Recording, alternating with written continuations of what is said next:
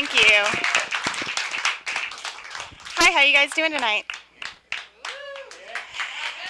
Have you guys seen this new commercial they have out for 5-Hour Energy where they recommend that you try half a hit and then in a few minutes you'll know if you need more or if 5-Hour Energy is not right for you?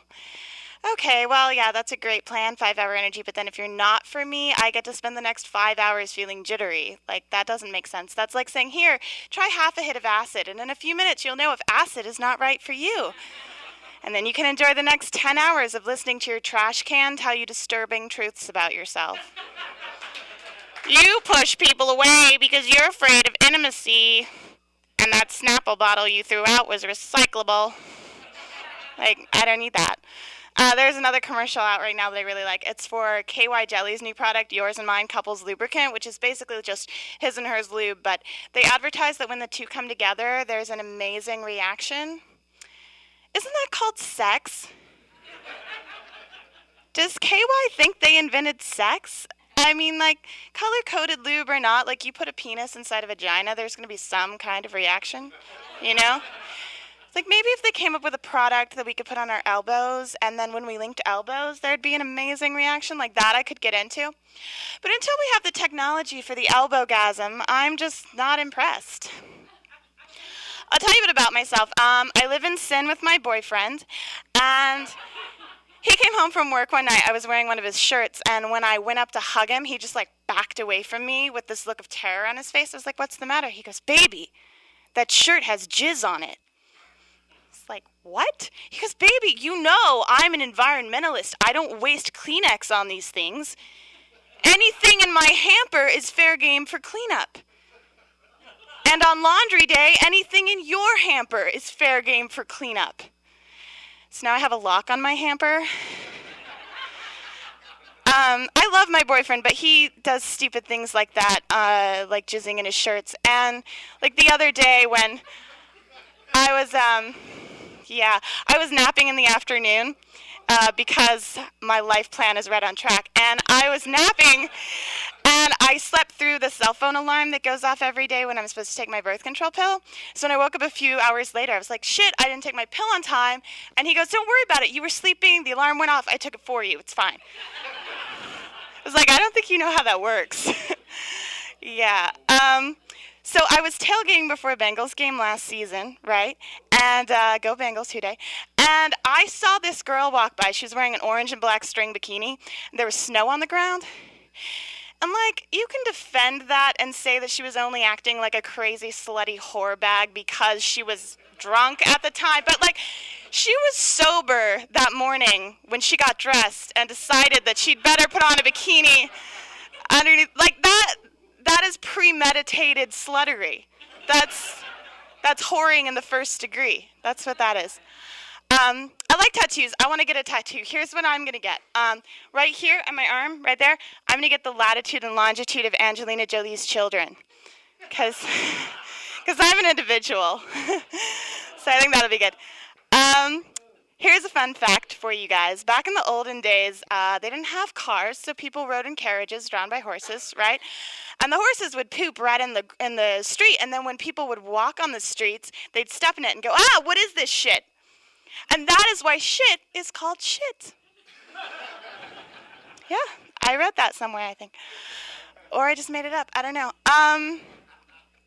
Here's the thing. When I was a kid, I thought that pedophiles were people who like to have sex with feet. Led to this really awkward conversation where this guy I knew said, I just love feet, to which I responded, what are you, a pedophile? He got really offended, right? But it's like, I just have a bad vocabulary. Like, you're the one who wants a toe in your butt or whatever you people are into. Like, whatever I love feet means, right? Here's another thing that happened when thank you, sir. Another thing that happened when I was a little kid, I found a big scary spider in my room, and I went crying to my mommy because I was 7, and she laughed at me. And she was like, honey, don't be silly. It's not poisonous. It's just a wolf spider. Oh, I'm sorry. How silly of me. I was afraid of a spider whose name consists of 2 words that individually could kill me. if I come across a lion, shark, chainsaw, anthrax, carbon monoxide spider, I won't be afraid of that either, because it's probably totally fine. Like, I don't know which spiders are poisonous, Mom. I'm 7 years old. All I know about animals is that frog and toad are friends. And you shouldn't give a mouse a cookie. And caterpillars are very hungry. Those are children's books. If you didn't get that joke, your parents didn't love you. I'm sorry. Sorry about that one. Okay, we are doing Battle of the Sexes tonight, which is really exciting. And I have to tell you, being a female comedian, we all have a gynecologist joke. So here's mine. Just to prepare you for it. I was at the gynecologist the other day. That part is the setup. And that's always awkward, mostly because she tries to make small talk with me like she's my hairdresser. And it's like, you're up to your wrist in my twat. Like, we're a little past discussing the weather, right? So anyway, I'm lying there. She's fingering me. We're talking about Grey's Anatomy. And no, don't worry. That's just a joke. I don't actually watch that show. And out of nowhere, she goes, "Do you have a cat?" Which is weird, right? Yeah, that's weird. So, because I was thinking, like, yes, and what exactly about my vagina tipped you off the fact that I have a cat? Turned out I just had scratch marks on my arms, which was a relief because, like, cat hair gets everywhere, you know? Yeah, you're right, that's gross. Vaginas are gross. My period, I hate my period. Here's how I think of it. I think of it like a horror movie monster. Here's why.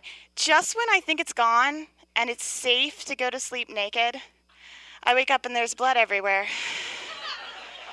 And my boyfriend's missing. All right, that's all from me. Thanks, you guys.